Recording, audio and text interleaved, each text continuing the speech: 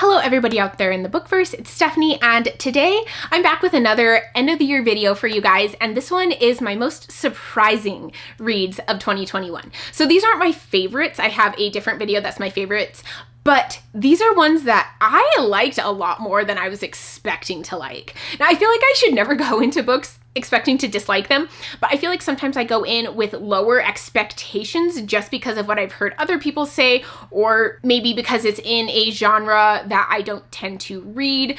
But these are books that really surprised me and that I ended up liking quite a bit more than I was expecting to. So we'll start off with the one that I don't own, and that is The Girl in the Galdurian. This is a middle grade graphic novel, and it was so cute. It's this little girl who has anxiety and is going on a quest to rescue her grandfather, who kind of has this almost dementia type thing where he forgets things a lot, and this Galdurian meets up with her and they're on this quest together, and it's just adorable. I love them. I love their interactions. I think she is so cute, and I think he is just adorable and funny, and I just loved my time within this world. I will definitely be reading the second book when it comes out. The art style was beautiful and sweet and whimsical, and I thought it was an amazing graphic novel. I would recommend it to anyone. If you want just a hug of a book, that's the one. Next book on this list is Throne of Glass by Sarah J. Maas. Now, I went into this with some pretty low expectations because I was told that like the first 2 or 3 books are not the greatest and then it gets better from there. And I had a good time with it. It was only a 3-star read for me. In all honesty, it wasn't like a new favorite or amazing, but I had fun. I was invested. I read this book really quickly and it felt like it went quickly. I enjoyed the main character. I was into the romance, and I could read this book again. If I needed a book that was just fun and easy to get into and just a good time, this is one that I could definitely pick up again because it was just enjoyable. You know, I can see the issues with it. I can see that the writing style isn't that amazing, but I had fun. And I think sometimes that's what I need out of a book, and that must have been what I needed out of this book at that time because I enjoyed my time reading this way more than I was expecting to.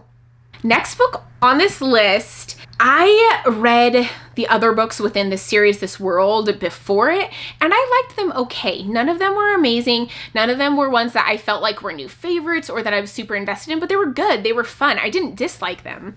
But Crooked Kingdom by Leigh Bardugo, I really enjoyed this book. I was so invested in characters and relationships and the job that was going on and what they were trying to accomplish, and I loved it. I cried in this book.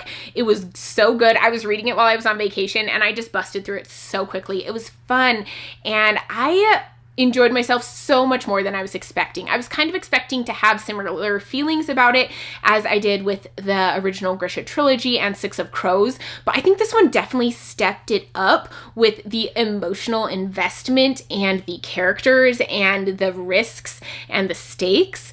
I just really enjoyed it a lot. I think it was well written, and I think that the plot was better done in here. There weren't as many issues with it as I had with Six of Crows and the Grishaverse, but yeah, I think this is definitely my favorite within the Grishaverse, and I had such a fun time reading this. I couldn't put it down. I was super invested. I still wasn't a 5-star read, but it was just so entertaining and just made you get invested in it. So definitely like this book the best out of all of the Grishaverse so far, and I could definitely see myself just rereading this book and not rereading the other ones, to be honest. Next book on this list, I did expect to like, but I didn't know I would like it this much, and that is The Chosen and the Beautiful by Nghi Vo. This is her Great Gatsby retelling, which if you watch my worst of the year videos, The Great Gatsby is on there, and then Chosen and the Beautiful is most surprising videos. So I love the writing style of this book. It's so magical and beautiful and deep, and it has this dark undertone to it, and I just was invested in this world. I wish we could get more within this world. We could have more of this kind of demon magic that they have going on because it was so fascinating, and I think there's a lot that could be done with it.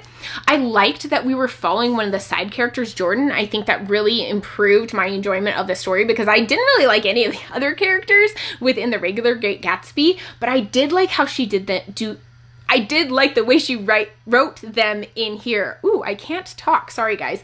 But yeah, I thought it was really, really well done. It was a fascinating, interesting take on The Great Gatsby. I love the magical realism elements to it. And I felt like it was just captivating. You got drawn into this atmospheric world, and I read it so fast. I think I read it in a day, and it is just beautiful. I would highly recommend it if you like beautiful writing and you like retellings. This one is just stunning.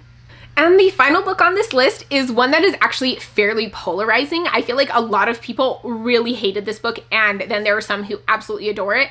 And I'm kind of in the middle category where I liked it, and I liked it more than I expected to, but it's definitely not a new favorite, and that is The Bone Ships by R.J. Barker.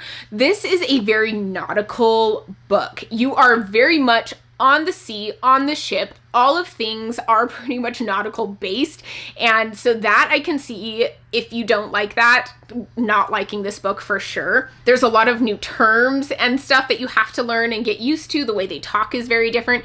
The world is very unique and interesting, and I think going into it, I had no real expectations for what this would be about, and I think that helped me enjoy it a lot more.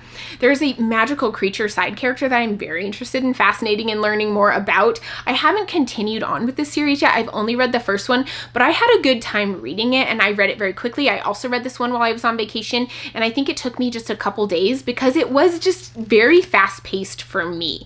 I enjoyed the story, and I didn't love any of the characters really besides that side character creature, but I just was very invested in what was happening, and I had to know what happened. I think that was written very well, and I think that's probably what the author did best, in my opinion, is making you want to know what happens next. So I had a good time with this. I'm very interested in to continue with this series, but I don't know when. It was surprising though. Like, I didn't expect to like it as much as I did. And those are my most surprising books of 2021. Let me know down in the comments some books that surprised you and maybe even became new favorites. I would love to know. And as always, if you like this video, give it a thumbs up. And if you want to see more from me, hit the subscribe button down below and the bell icon. And I will see you guys in my next video. Bye.